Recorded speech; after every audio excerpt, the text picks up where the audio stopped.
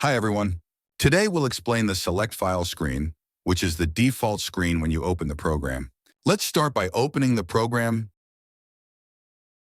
and waiting for the splash screen as it checks for updates and connects to the internet. This is the first screen where you can drop or download an ECU file from our server. If we go to Settings, you'll see that no files have been modified today, as the default plan allows 100 modifications per day. Back to Select File.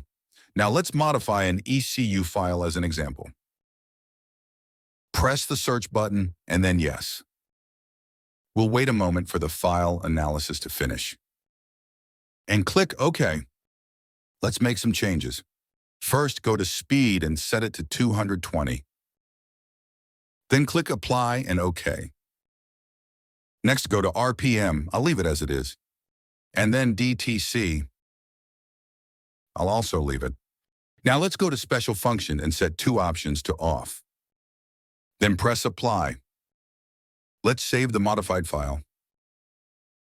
Click Yes. And let's save it to the desktop.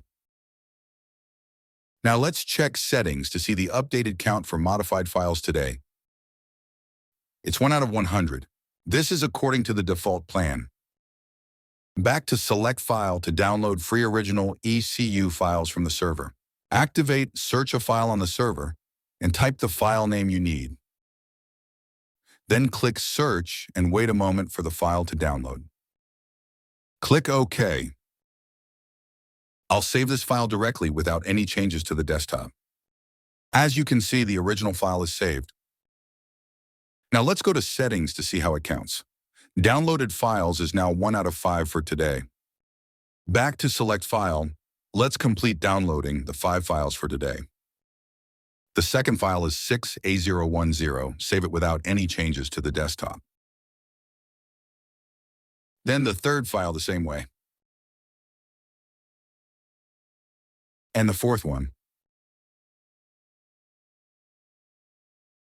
And the fifth and latest file. Now we've downloaded 5 original ECU files for free. Let's check Settings again. As you can see, we've reached the limit of 5 files for today, according to the plan. And these are the 5 files we've downloaded today, as you can see. I hope you enjoyed this video.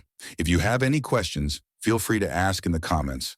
Don't forget to like and subscribe. See you next time.